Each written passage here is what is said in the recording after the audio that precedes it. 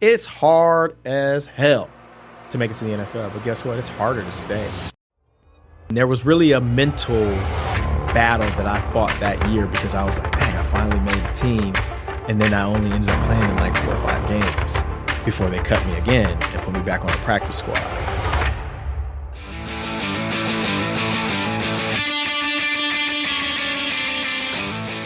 A champion's mindset to me doesn't necessarily mean championship trophy. Doesn't necessarily have to have anything to do with sports. To me, a champion is a successful person. If you don't have that self-confidence, you don't think you can do it, just tell yourself you can do it. Like, a lot of it starts there. Fake it till you make it is just not some silly quote. Like, it works. Welcome to the show, Lance. How are you, man? Doing great. I'm kind of blown away by how awesome this studio is. And I really I work in media a little bit myself, and I feel like I have a pretty good setup at home, in my office. And then I come in here and I'm like, okay, yeah, I'm not doing it right. So, well, to quote your former teammate, how you do anything is how you do everything. So right. We had to apply that logic here. For sure. But for everyone, Lance has been a friend for about 5 years now. 6 years. 6 years now? Yeah. Investor in Everbowl. I used to kick his ass on a basketball court. Just kidding. But no, we met actually playing basketball, and we're the same age. And what I loved about you from the get-go is the fact that you have that small dog syndrome like I do. Mm-hmm. And so it's been an enjoyment to get to know you over the last 6 years, and now have you here in studio as a guest on the Jeff Fenster Show and getting to reverse engineer what makes Lance more successful at all the different things that he's done. And what's really, in a weird way, though, you're also kind of like my pet peeve for me, because the excuses that I used to tell myself why I didn't play in the NFL, you solved because we're the same size-ish. So congratulations. I appreciate it. Yeah. Well, look, it's awesome to be here and to spend some time and talk about things that we've done and things that we've got going on. And I truly feel like we share a similar mindset.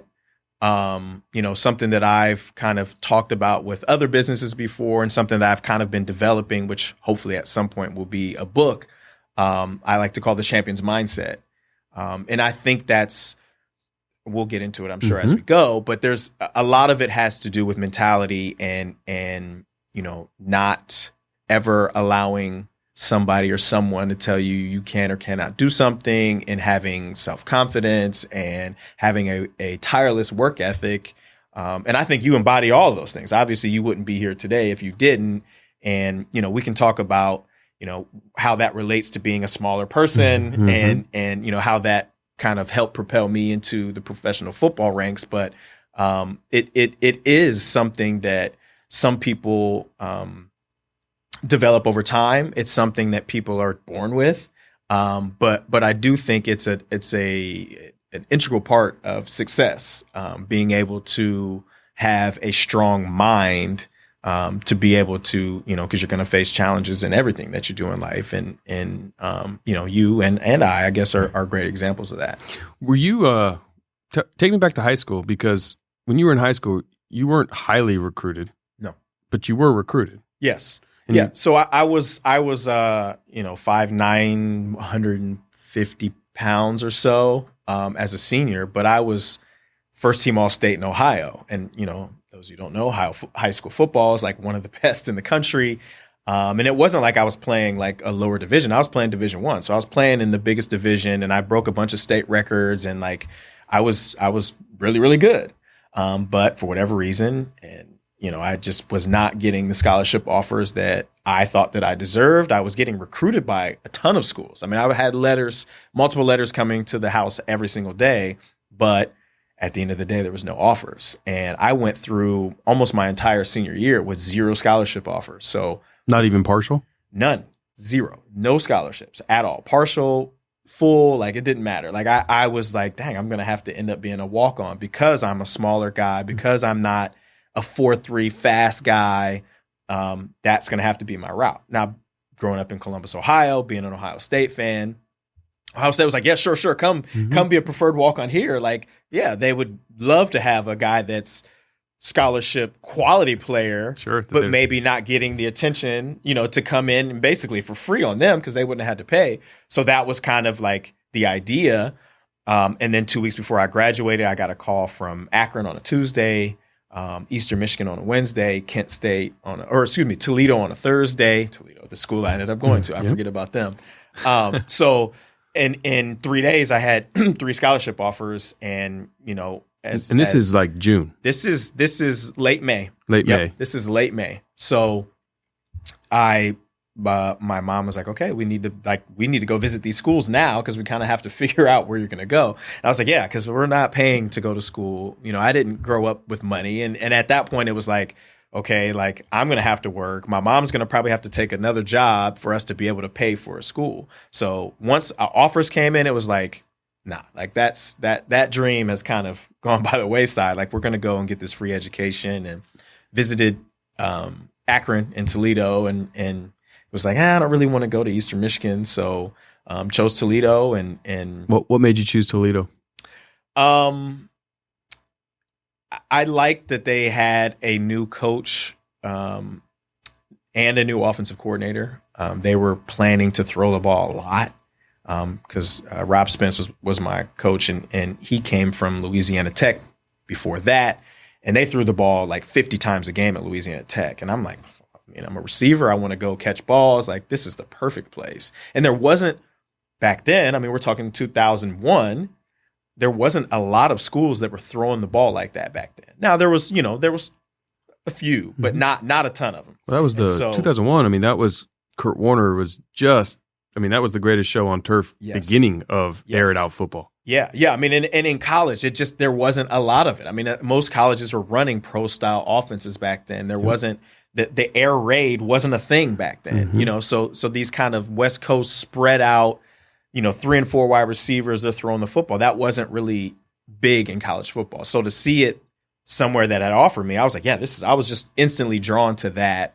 And then, I'm an Ohio kid. So it's a 2-hour trip from Columbus to Toledo. And, that was big for me. And so that it made sense, and it felt right when I went on my visit. I had a good visit, and the receiver coach was awesome. And it just felt right. I feel like a lot of those types of decisions back then, now it's a little different now. There's a lot more going on in the recruiting process, and then trying to get kids to commit places like with the NIL and everything like that. But it felt like home, and it worked out in the way that it should have, I think. Yep. So you go, when you're at Toledo, did you have to fight for that spot as a freshman? Yeah. I got there for training camp, and back then used to have freshman camp. And so obviously it's only freshmen, but you had junior college transfers and non-starting quarterbacks.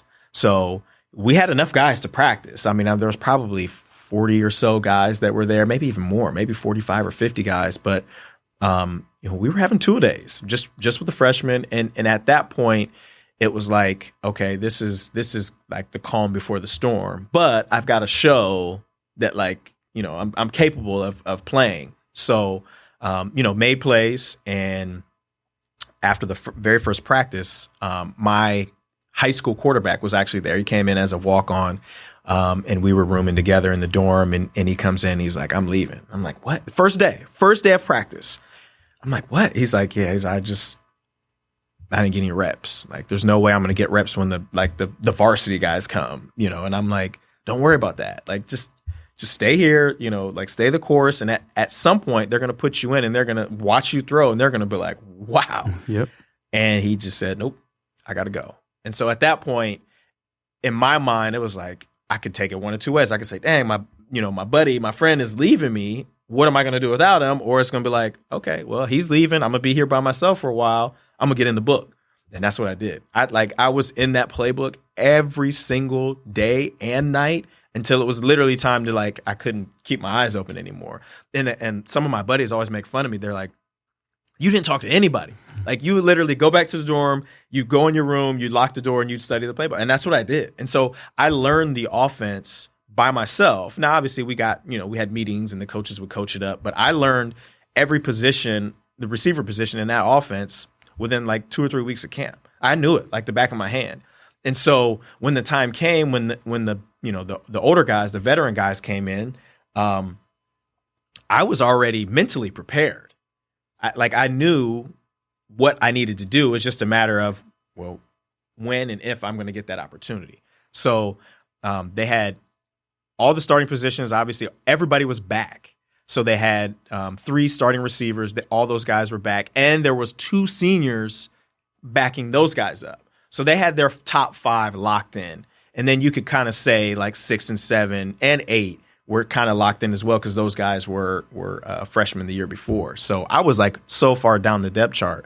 But every day in camp, I would show up, I would make plays. I would show up, I would make plays. And then eventually during camp, we, like the end of the game or the end of practice breakdowns, like the head coach was like, one day he's just like, this guy has shown up every single day. He's made plays. And he's done nothing but work and blah, blah, blah, blah. And I want him to come up and break it down. They're like, and he's like, Lance Moore. And I was kind of like, huh? Like I was like kind of caught off guard. I was like, what?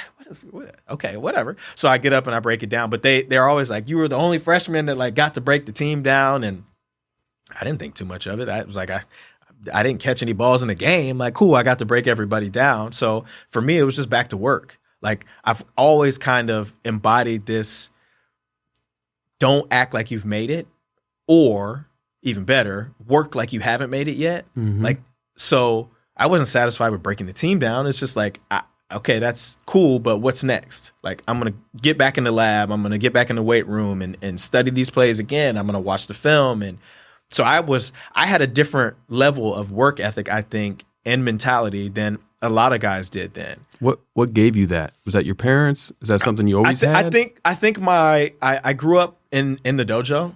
My dad still has a dojo today. It's man, he's had a dojo in Columbus for over 40 years now. Straight karate? Karate, yep. Shorin-ryu karate. You black belt? I'm a black belt. Yeah, I got my I started karate when I was 3 years old, and I got my black belt when I was 10.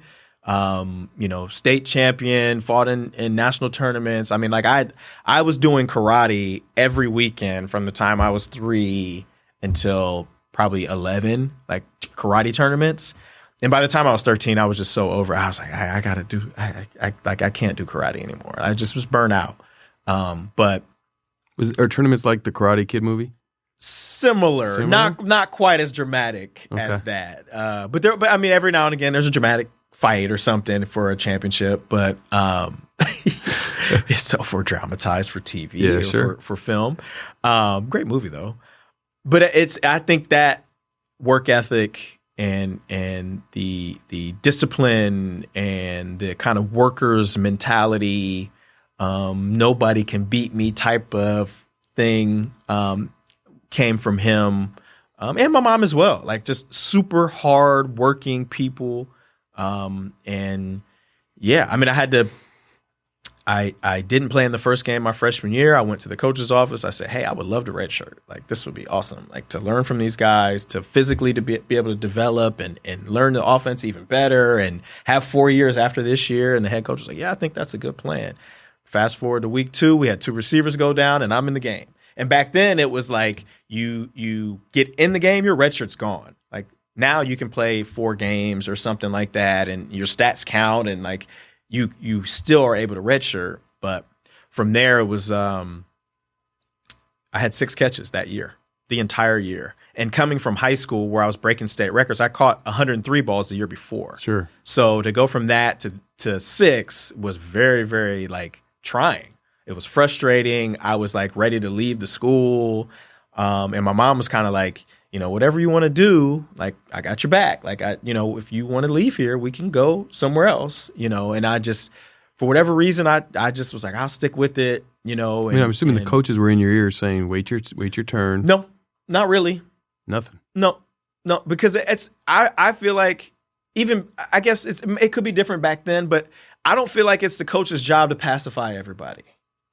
I don't think they are required to tell you it's going to be okay. Right? No, but when they want you, you're a grown man, and you've got to it's not all going to be given to you when you think it's your time. And I was guilty of like letting my emotions and those moments kind of get the best of me, where I was like, forget this place. Like, they don't want to throw me the ball. And, I told them I wanted to, and there was like resentment that was built up. But at the end of the day, I was the next best guy and they put me in. And it just so happened that I didn't get the ball in those games. Yep. But I was playing. It might not have been what I wanted, but even the next year, like I was a backup again, because all those guys, the starters, not the other two seniors, but the starters, those guys were all back. So I was backing all those guys up again.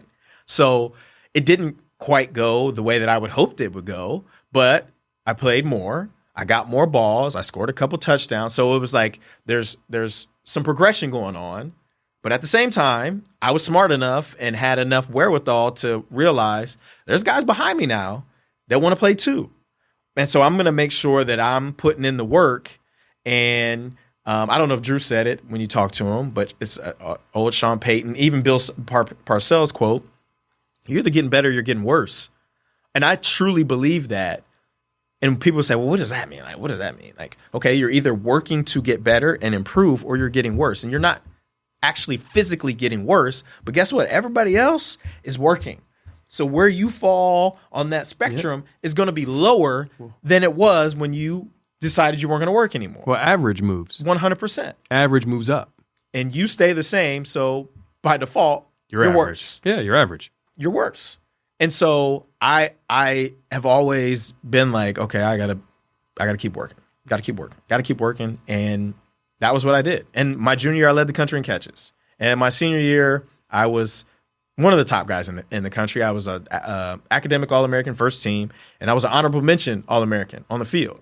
And it's now obviously a lot of things have to go right. You got to be healthy. You got to you have to stay in good graces with the coaches and the team.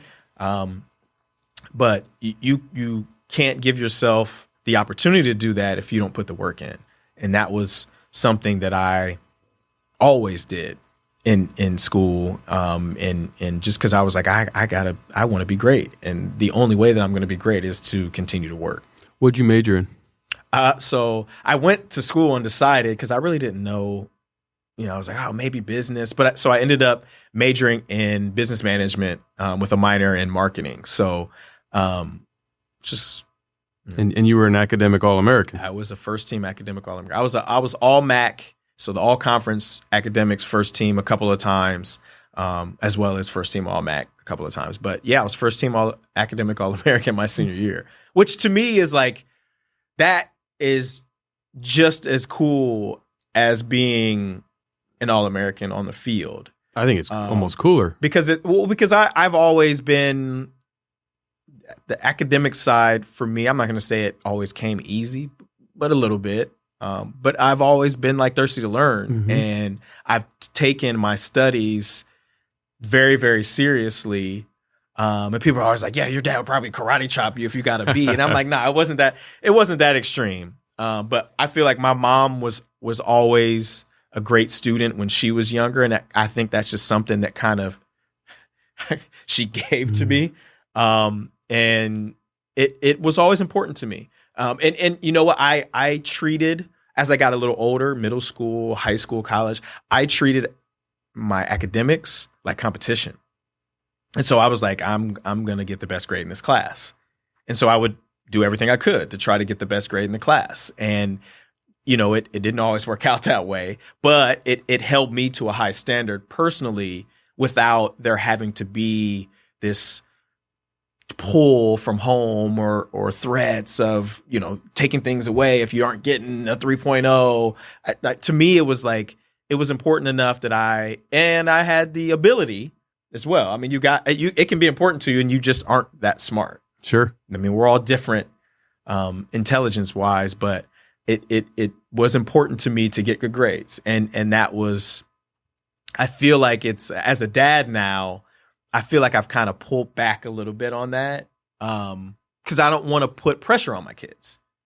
I'll talk about how important it is to work hard and to study, but I don't think I'll ever, because my parents never did it to me. It just naturally, I wanted to get good grades, and it was important to me.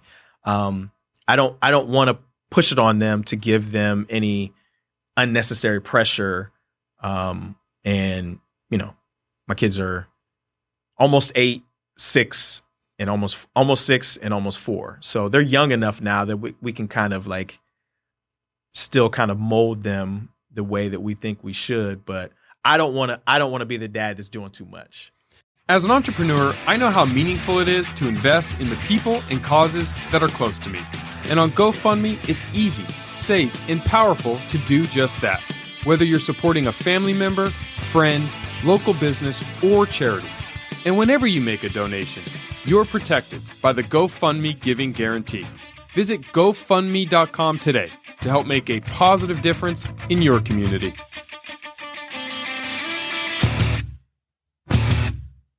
Hey, fitness fans, ready to crush your fitness goals? Make your move to EOS Fitness, where becoming a member starts at just $9.99 a month. Gyms are open 24/7 and packed with the latest gym equipment to keep your workouts fresh. What are you waiting for? Give them a call, drop by, or hit up jefffenster.com/EOS to join. EOS Fitness. Better gym, better price. Now, let's get after those goals. What are you going to do, or what would you do if one of your kids just doesn't care about school, doesn't care about good grades, doesn't have that thirst for knowledge? That's a great question. I think there would have to be, certain conversations about the necessity of education, but maybe not the necessity of all A's. I think it's a different conversation that you have with a child that may be gifted, because the reality is, if you've got 3 kids, there's probably going to be one of them that don't care. Yep. And this could very well be a conversation that we have. But it's not, to me, it's not as important, the grade point average or the getting the A's on the test, as it is learning and then improvement. And I'm going to do everything I can to help if one of my kids is a little bit slower in the learning spot or having trouble taking tests. Like I'm going to give them every opportunity to improve if I can, whether it's getting a tutor or spending some extra time or tutoring myself. Like I'll do whatever I can to try to help. But yeah, I mean, there's no way around it. Like kids have to go to school, so you might as well maximize what you can out of it. And if you don't care for school, that's okay, because there's been plenty of successful people who either A, didn't go to college, or B, didn't care for school ever and have still found a way to be successful. I think that, instilling a work ethic and as well as them being kind and a caring person and, having goals, I think that to me is more important than saying, hey, I graduated cum laude, like that, so I did graduate cum laude, by the way. Well, just want to make sure everyone knew that. No big deal. Well, that's why I was just thinking about it. I was like, yeah, I did. But I think that what's interesting about your story is because you have a formula that has allowed you to be successful. It's clear as day listening to you. And you've had the examples where it's been tested, because you led the nation in catches your junior year. Yep. You were All-American nominee your senior year. Yep. But you don't get drafted to the NFL. Right. And I'm assuming your senior year, you thought you were getting drafted to the NFL. For sure. You said, there's no way I'm not getting drafted. I almost left early. I almost left after my junior year. I led the country. I was like, I should test my draft status and see, where I would fall. And, if there's an opportunity to go to the NFL now, why would I not take it? Sure. And for whatever reason, I just decided, I was like, I want to come back. I want to have another year with my guys. Like, we had unfinished business. We wanted to win the conference championship. And I unfortunately, I got hurt in the bowl game, which is obviously the last game my senior year. Dislocated shoulder, ended up having to have labrum surgery. And now, while I had the success on the field, I also got combine invite, 2 All-Star game invites, and all that stuff went away. Not went away, but I could not compete because I had to have shoulder surgery. And so I still figured I would get drafted. I believe a late round flyer. I believe that the tape doesn't lie. Turn on the tape. That's the player I am. Don't look at me now with my sling on and think like, oh, this guy is, he's crippled. He can't play. Like, just turn on the tape. That's the same player. Small stature, small school. I mean, all those things kind of work against you. Then I was injured. So my agent and I had conversations about, hey, the reality is you should probably get drafted, but you might not. We might have to go the undrafted free agent route. And while the dream has always been, I want to hear my name called, realizing that there could be a different opportunity while I didn't want that, was okay. And, during the draft, it's like, it's long and you're kind of like on the edge of your seat. Like, when is it going to happen? And I have coaches calling me, hey, we're thinking about picking you, or, hey, where are you right now? We've got mini camp this weekend. We're going to get you here. And this is happening 4th, 5th, 6th round. So I'm thinking I'm going to get drafted by somebody. And when it doesn't happen, there's this kind of like, oh man, I didn't get drafted. But then my phone's ringing. My agent's like, hey, I'm on the horn with Cleveland. I'm on the phone with Cincinnati and Buffalo and Kansas City. And I'm kind of like, okay, like, snap out of it. Yep. It didn't happen. Nothing I can do to change it. What now? So you didn't have very much time to. There's not any time. As soon as the draft is over, like, there's the phone. I'm sure my agent was calling teams 6th, 7th round. And like, so he already knew, because literally the last pick came and my phone was ringing. And he's like, these are the teams I'm talking to. I'll get back to you in a minute. And so it like, there's not a lot of time to sulk. It's like, and then once we figured out, hey, Cleveland is probably the right team or the right place for me, it becomes more of like a celebration again. Like, okay, yes, I'm signing with the Browns. Like, this is awesome. Like, my dream of being an NFL player is on its way to coming true. And so I chose Cleveland because we looked at the roster and their depth chart, and I was like, hey, there could potentially be an opportunity there, even though they drafted Braylon Edwards like 3rd overall that year. Hey, there could be an opportunity here, and it's in Ohio again. Easy for me, easy for my family to be able to drive to games, and yeah, I mean, it was one of those moments that I don't really reflect on that moment as much, maybe, as I should. It's more about like kind of the journey that I think about, and not so much like making it there, because like I said, like, I always worked like I hadn't made it. So in my mind, that moment wasn't necessarily a make it moment. It was just like, okay, the mountain is high for an undrafted for sure. free agent. For sure. Yeah. I mean, the odds are stacked against you. Sure. Yeah, for sure. I mean, it's. You probably had a moment to understand what you had in front of you. I didn't. Not going to Cleveland, I didn't. No. No, had no idea. I figured undrafted guy, I'll go in minimally. I could be on the practice squad and, see what happens from there. Like, I didn't. Going to Cleveland, I had no idea. It's just, in my mind, work, make plays in practice, and see what happens. And, I played 11 plays, I think, in 3 games in the preseason that year. And I was thinking, yeah, they're trying to hide me. They want to hide me. They want to put me on the practice squad. They're not going to show much. And after that 3rd preseason game, we're walking to the facility, and you see the Turk. He comes out, because that was back then. That was like the big cut. Like, you go from however many guys it was, 80 guys or 82 guys, down to 65, I think it was, or something like that. I don't remember the exact numbers, but it was a pretty significant 20 guys or something. And I'm like, he's looking at me, and I'm trying not to make eye contact with him. And sure enough, he's like, Lance, Coach Cornell needs to see you upstairs. And I'm like, all right. So I go upstairs, and he's like, love what you've done. Obviously we've got some older guys in the room, blah, blah, blah, blah. We'd love to have you on the practice squad. We've got another week of camp and one more preseason game. If you can stick around Cleveland, that'd be great, because we can call you after this week. And I'm like, I'm from 2 hours down the road. Like, yeah, okay. Like, I'll be close enough. Yeah.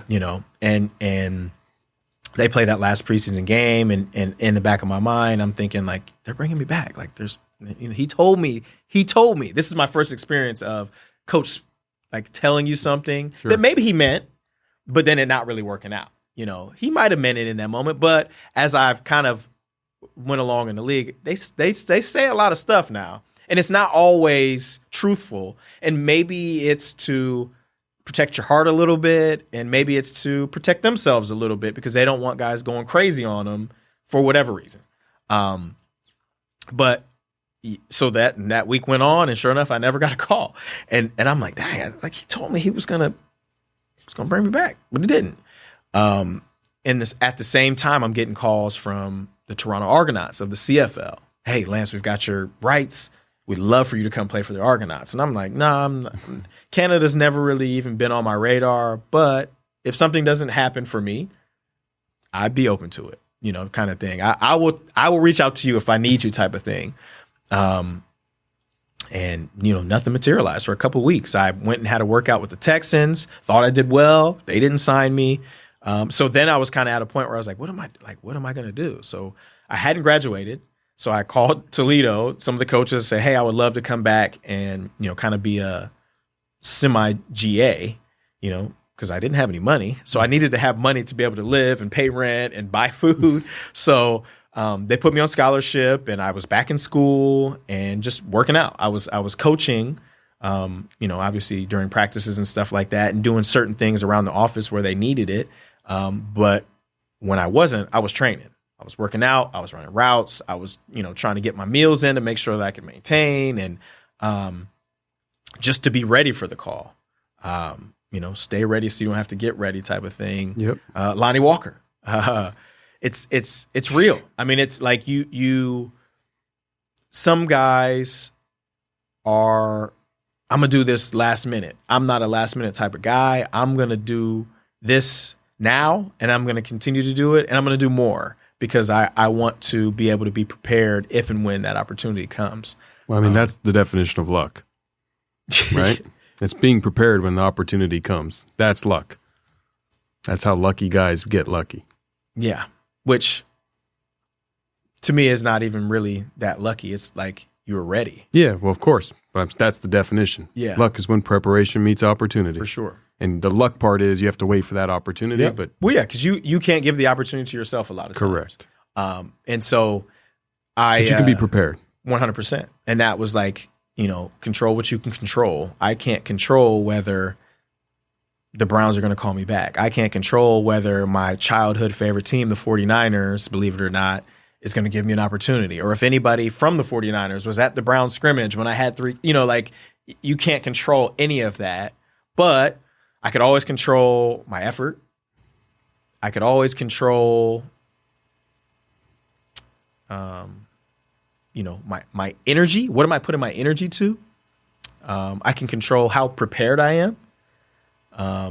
Your attitude. I can control my attitude for sure. I could be bitter. I could be angry. I can go in the tank because things aren't going the way that I think that they should be going. Or I can get back to work and I can try to do all the things that I can to make sure that I'm ready. Oh, and by the way, I can go to class and I can buy groceries for the house. Like there's just like not limiting myself to just that football thing. I think was helpful for me, in kind of getting cut. Yep. One of 5 times in my career that I was cut, but being back in school kind of, I think it kind of reinvigorated me. Like it got me excited about football again because I was away for a couple weeks and I was in the dumps and I was like, what's going to happen now? This is what I thought I was going to do, and now this is not what I'm doing. And we were flying out to Fresno actually to play Fresno State on a Tuesday night. And the plane landed, and one of the coaches came up to me and said, "Hey, you talked to your agent?" I said, "Huh?" I said, "No, I was on the same flight that you were." He's like, "Oh, you talked to your mom?" I said, "No, I haven't even turned my phone on yet." He's like, "Call your mom." So I call my mom, and she's like, "Call your agent." So I call my agent. He's like, "Hey, the Saints want to bring you in on the practice squad." And I'm like, "Practice squad?" I'm like, "Oh, okay. Like, is it a workout and they're going to sign me?" He said, "No, they want to sign you to the practice squad." I was like, "All right, great. So when do I leave?" He's like, "Tomorrow at 5 a.m. And I was like, "Are you serious?" He's like, "Yeah." So this was Hurricane Katrina year. So the Saints were in San Antonio. So I had to fly from Fresno to San Antonio at 5 a.m. the next morning with nothing but a backpack. Like there was, I didn't have a suitcase. I didn't know this was happening. I didn't pack my bags per se to go move somewhere. So I had like one change of clothes and my toiletry bag and my Toledo playbook. And that was literally all that I had when I flew to San Antonio. Luckily, my guys packed my stuff up for me and shipped it to me in San Antonio. But I knew at that time better about how the NFL worked than when I went into the NFL, which not that much time had passed. But I understood now, don't ever get comfortable and don't take this opportunity for granted. So Jim Haslett was the head coach. He came up to me.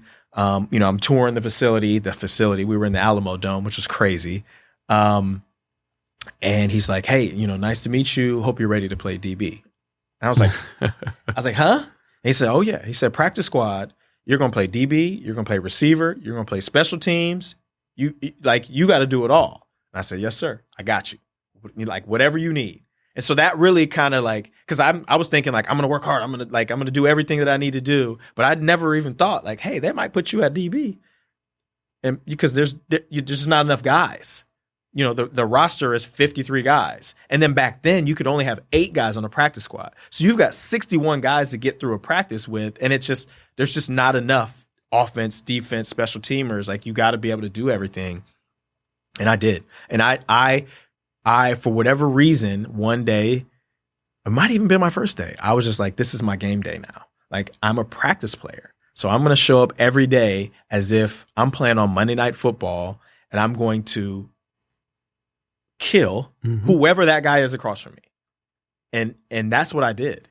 And like, I really opened up eyes and the oohs and ahs in practice. And even like the veteran guys that come up to me and be like, man, like, you can ball. Like, you can really play. Like, I don't know how you're here, but like, you're going to be all right.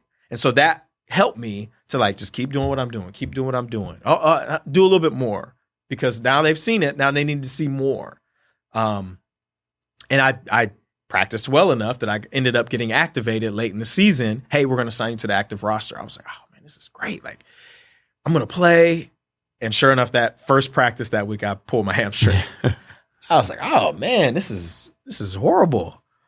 But being recognized in that way really told me, okay, I'm not just like some practice squad guy. Like I can play. It's just a matter of getting that opportunity. And I said like, once I get back healthy, I'm going to get back to what I was doing and hopefully they'll let me play. And I didn't end up playing any games that year. But my mentality was improved in that, I wouldn't even say my mentality, my confidence was improved. Not that I lacked confidence, but I really didn't know if anybody was ever going to take me seriously and or give me an opportunity to really show it. And so we were 3-13 that year. We were like the bad news bears of the NFL. And like, it was a tough year to be a rookie, I would say. Not that it was tough on me. I wasn't playing, but just kind of that being my first experience. And I mean, we were kicked out of the Alamo Dome because of the women's NCAA volleyball tournament. And they moved our like offices. So like our meeting rooms and everything, but just to a random building in downtown San Antonio. And then our practice field was, 7 miles away at some high school. Oh, and by the way, our locker room now is in the underground softball dugout. This is an NFL team now. In an underground softball dugout that's not nicer than this. Like, this is like, I would love to have something this nice and fancy. Like, it was like, I was like, this is the NFL. Like, no sauna or steam room or hot tubs or like, it was like they would pull out the giant industrial size garbage cans. They'd fill them with ice and water. And that was like our ice tubs. And I came from Toledo. So it's not like we had the best of the best, but we had a lot better than what we had when I got to the NFL. And so it was like, dang, this is different. You were the Indians from Major League One. Dude, we were like, when we thought that we could do something great, win a game, it was just like everything was pulling against us. And I don't know. I mean, it was a strange year, but one that helped me in my development as a player. And, that coaching staff obviously got fired. They brought Sean Payton in. Sean Payton immediately was starting a clean shop, bringing his own guys. I wasn't one of his guys, so clearly I'm a little bit nervous. Am I going to be able to stick around? And the first thing that I hear from my agent was, yeah, they want you to go to NFL Europe. And I'm like, no, like I don't want to go to NFL Europe. I want to be here. I want to, learn the playbook. I want to meet the coaches and develop a relationship with them. And, oh, we just signed Drew Brees. Like, I got to get on the same page with Drew Brees. And my agent's like, do you want to play for the Saints? I said, yes. He said, you should probably do what they tell you. I said, you're right. You're right. And so end up going to Berlin, played for the Berlin Thunder that season, got hurt there, got sent back to the States. And back then they would send you to Birmingham, which was basically like, the hurt man's camp, basically. They put you in a hotel, and then you go to treatment a couple times a day, and you could not leave until you got cleared. Well, I had a dislocated thumb and a cast on. And so I would go to treatment, and I would do like shoulder rehab. I'd run on the treadmill, and then he put ice on top of my cast. And so I called our trainer. I said, Scotty, they're putting ice on my cast, man. He's like, what? I said, they're putting ice on my cast. Like, it's really pointless for me to be here because I'm not doing anything for my thumb. And so he's like, all right, give me a couple of days. And sure enough, a couple of days later, he's like, you got a flight this time, this day. We'll bring you back to New Orleans. We'll start your rehab, like real rehab on your thumb, and we'll get you going. And I went back, and I feel like that really, really helped me to be able to finish the off season, with the team and do the OTAs, and they built a custom splint for me so I could practice. Like, so now I'm showing them, the player that I am, not just the guy that they heard about from the practice squad last year. Who played in Germany. Who was playing, but I was balling in Germany. I was leading the league in catches when I got hurt. So I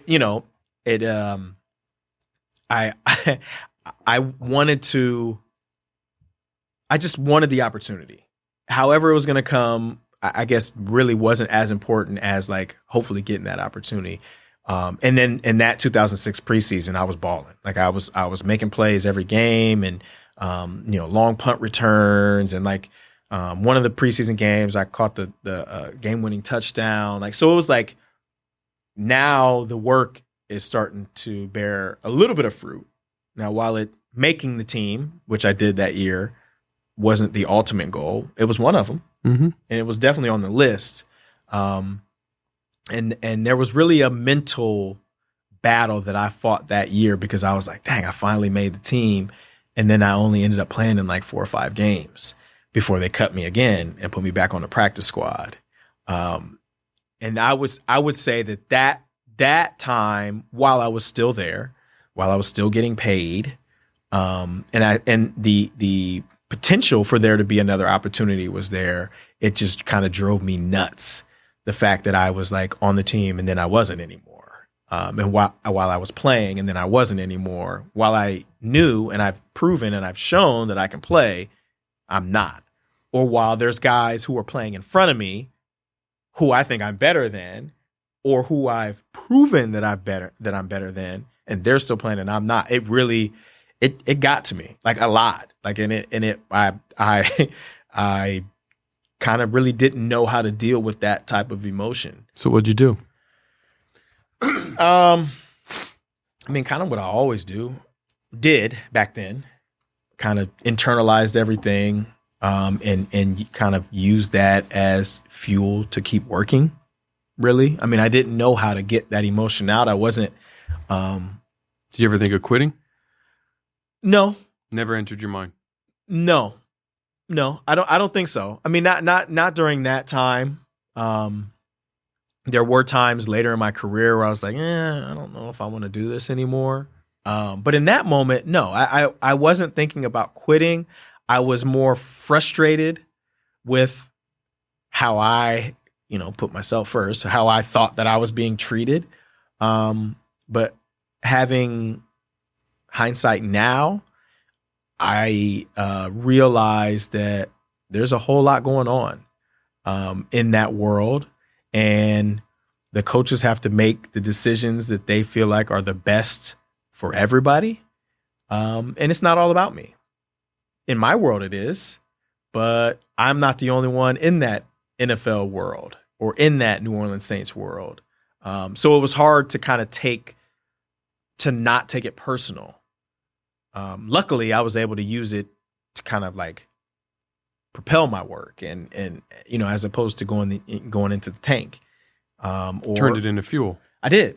And I feel like that was necessary. I mean, just it kind of goes along with how I've always been. Put your hard hat back on. The theme has been work your ass off. Yeah. Don't get recruited. Go to college. Work your ass off. Get results. Don't get drafted. Yep. Make a team. Practice squad. Work your ass off. Get cut. Yep. Go to Europe. Work your ass off. Get hurt. Get cut. I mean, there's a theme here. Yeah. But you've had the tenacity and the perseverance to not derail you yet. I hadn't made it. But that's mental fortitude. 100%. Oh, yeah. Hey, everybody. Looking for great insights? Entrepreneur.com's podcast network is the place for you. Check out podcasts like Problem Solvers and Smart Passive Income for smart advice.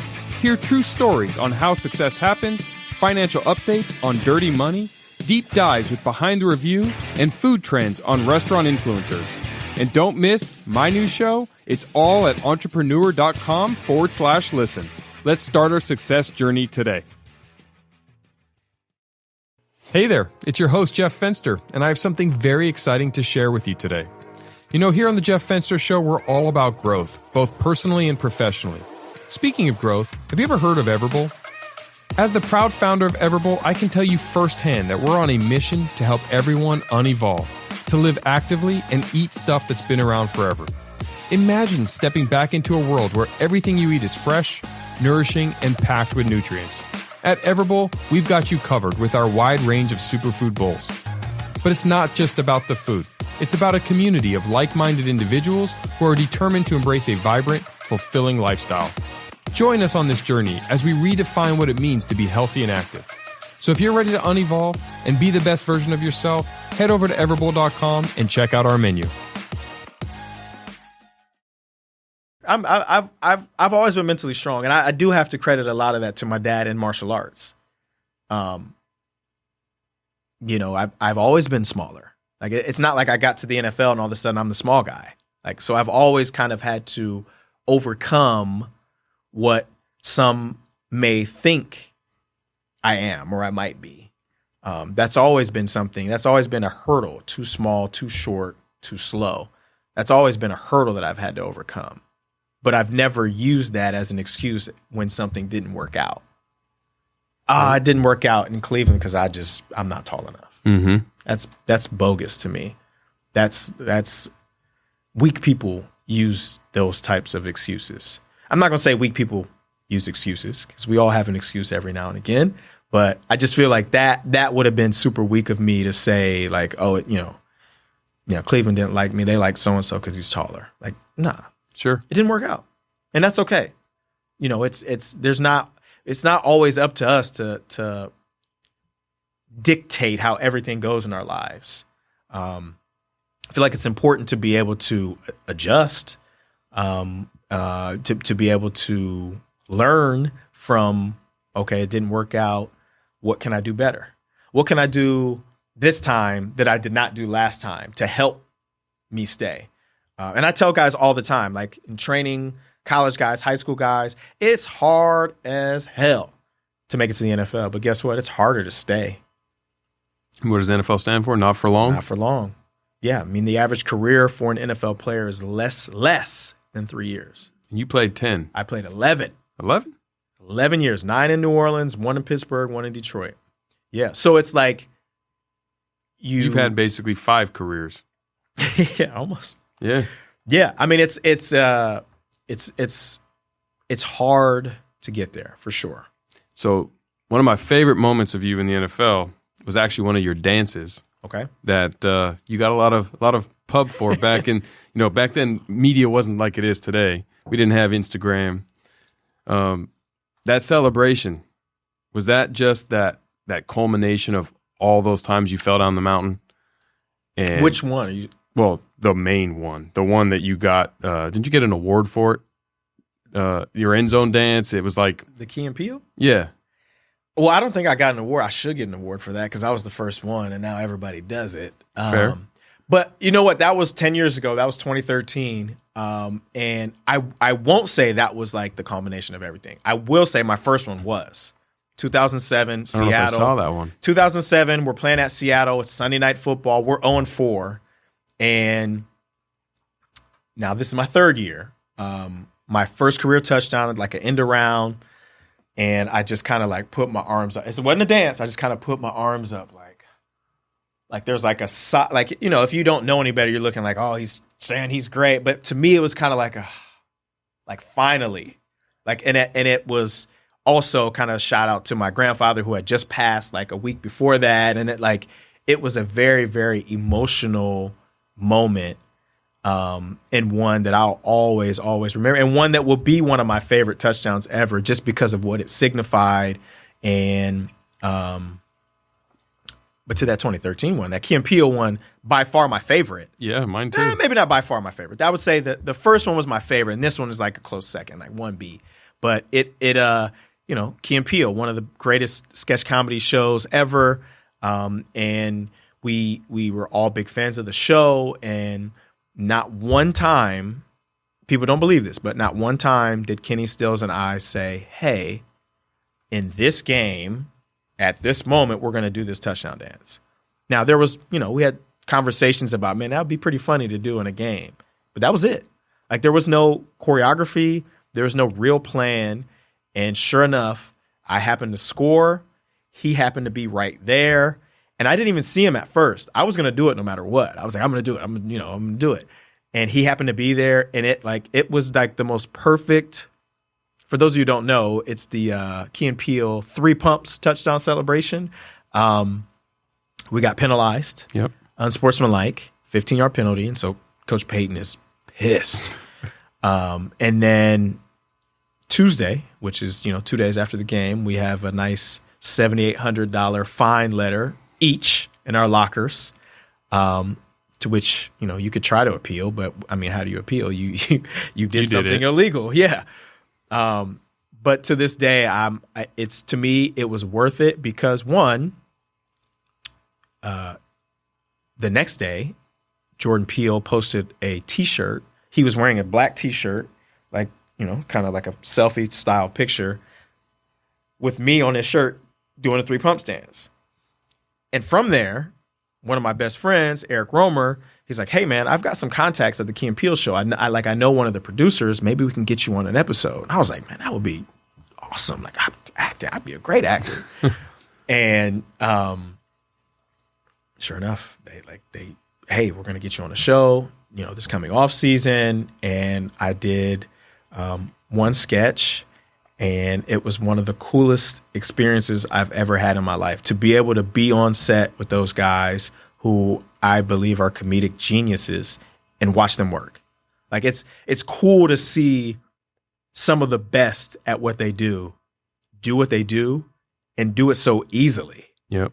I mean, we would like a lot of what we did. We were in a big like 15 passenger van, and when we would have a little break, these guys would rehearse other sketches.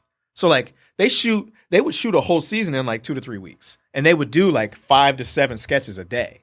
And so like here I am like nervous with my cue cards, like trying to remember my little 4 or 5 lines that I had, and these guys off the top of their head are rehearsing 7, 8, 9 different sketches like this, and they're like, hey, why don't you try it this way and say it like this, and they would do it, and the whole van would be like ready to just erupt, and then they would start laughing, and everybody would start laughing, like, okay, it's okay to laugh, but like they were just, it was so easy to them, and I was like, man, this is one of the coolest experiences I've ever had.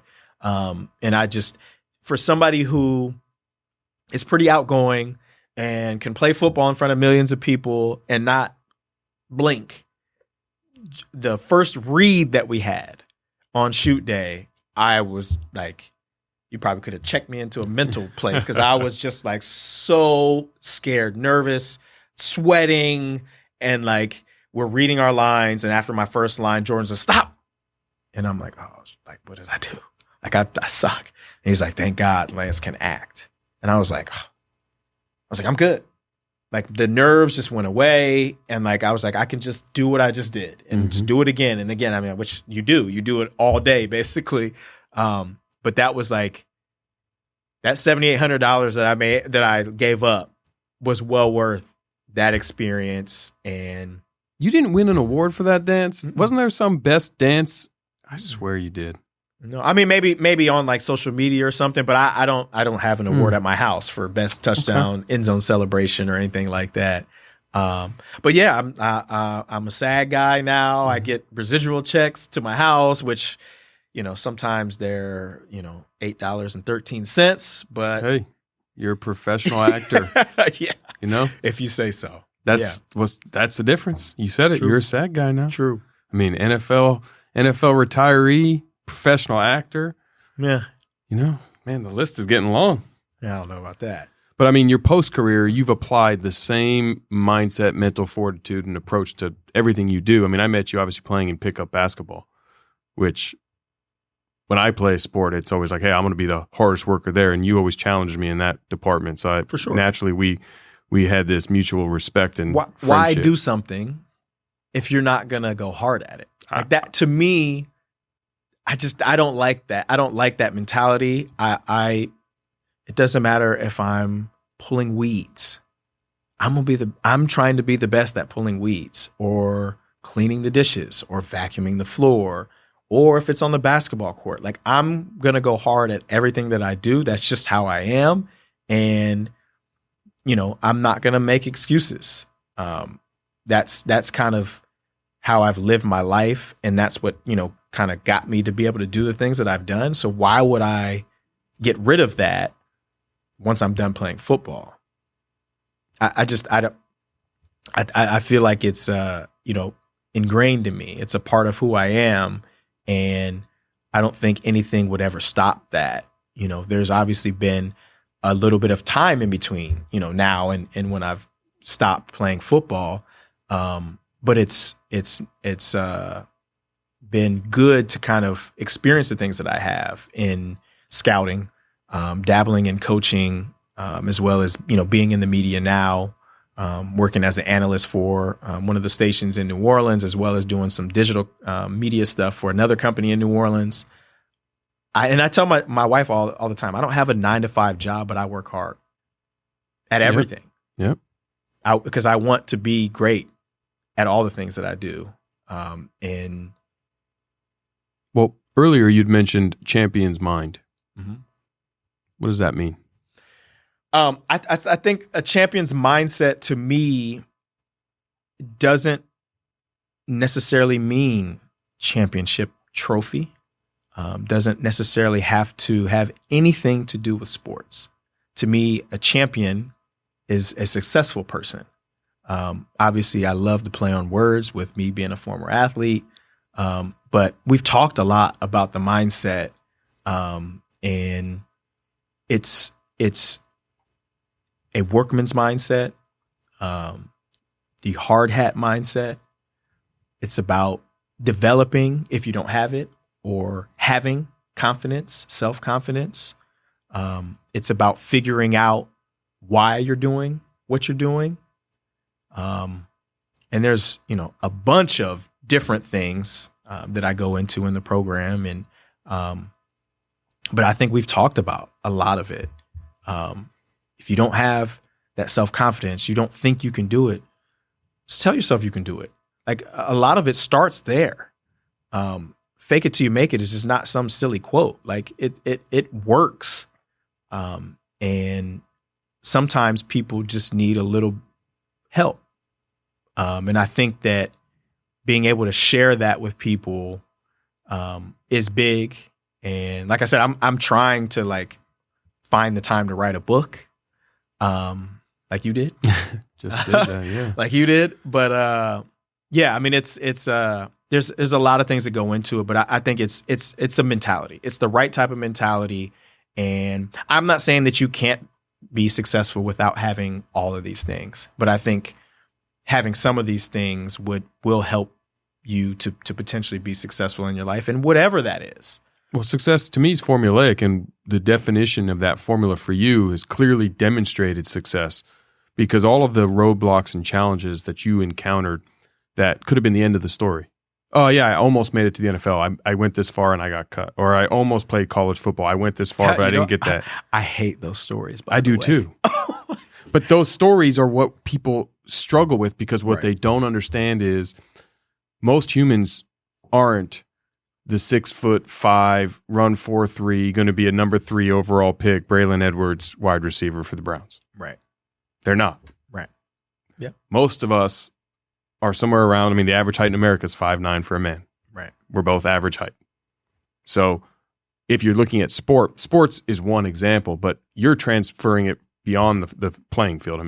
You're now, where you are in your story is, you're about to be a sports agent. Yeah. And go full circle. Yep. And now hit this from the business side. Yep. And use that same hard hat approach, that same mindset, that same championship mind to accomplish it. And I am beyond confident that it's not a matter of if, it's when you have a successful sports agency practice.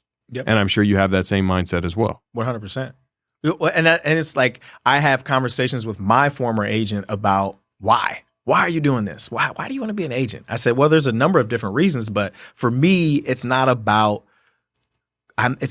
collecting a paycheck. While that's important, and I think I will make a lot of money because I'm going to represent a bunch of great players, I want to be able to have an impact that goes beyond the dollars, that goes beyond even the field. I lived the life, so I feel like I've got a great wealth of knowledge to be able to give my guys. And it's like every phase that they will go through, I went through. So I'm going to be able to give them a whole different perspective than 90+% of the other agents who've never put on a uniform. And that to me is like, that's important. That's a part of what my pitch will be, clearly. But that is not going to be it. Like, I think it's bigger than just getting guys signed and getting guys drafted. I want guys to be able to use me all the time whenever they need me, but I also want to be able to help them maybe not go through some of the things that I went through when I was done. I didn't have a plan because obviously I didn't think I was going to retire when I did. So to be able to put things in place while you're still playing, think about what you would like to do outside of football. Now, how can we turn that into a career? Or how can we turn that into a way for you to make money while you're playing football? So then when you retire, you've got something going on that allows you to either A, not have to work a job, or B, have something that fuels you. And there's so many different reasons why guys have mental issues when they're done, whether it's lack of money, they run out of money. They have nothing that they can kind of go to because all they've ever known is football. People aren't really quick to hire guys who haven't graduated, have no job skills, and really don't know anything other than coaching, playing, maybe scouting, training. So I think it's the play is to be able to obviously represent guys and potentially someday have my own practice or my own agency, but as well offer full service. We're offering support for financial services. We're offering support for guys who are done, right? We said it, less than 3 years. You know, this guy is going to have a 15-year career, but this guy's going to have a 4-year career. What after that? There's benefits that the NFL has for you that a lot of times players either A, don't know about, B, don't think they can qualify, or C, don't ever get to the point where they apply for these things. That money's already there. It's not like these owners are having to come out of pocket extra, you know? So it's like, not only am I going to talk to my guys about it or push them to get it, I'm going to help them get it. You know, so there's a bunch of different things that I think I'm going to do that are going to help guys. And I mean, I'm obviously passionate about it. Like, I lived it, and this is a way for me to stay involved in the game, to be able to remain here in beautiful San Diego, to be able to spend the time with my family that I've loved so much since I retired. And it's kind of funny how it worked out. Like, my oldest was a baby in my last season, and going into that off season, I was kind of like, I don't really want to be away from her that much, you know? And that played a big role in me retiring when I did, because I was in Atlanta for training camp in 2016. And I was like, man, this is my 4th team in 4 years. You know, my daughter's getting ready to turn 1. Like, is this really what we want to do? Is picking up and moving every year? And then I just was like, no, like I want to be there for my family. I want to spend time. And so this being an agent allows me to stay here, stay present, be involved in everything that they've got going on. You know, obviously there's going to be a little bit of travel involved and associated with, you know, what I've got to do as far as the career goes. But coaching, you know, would not have allowed me to do that. Scouting would not allow me to do that. And this will. And it keeps me involved in the game. I mean, I love the game. I owe so much. I'm not sitting here, obviously, with you if I was not, you know, good at football. So to be able to give back to the game, and to me, even more importantly, to be able to give back to the guys that are up and coming, to me is important. So I have one last question for you. NIL, good or bad? Love it.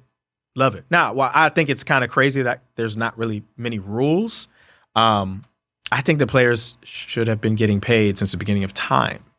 As a fan, I'm not showing up to an Alabama game to watch Coach Saban. I'm just not.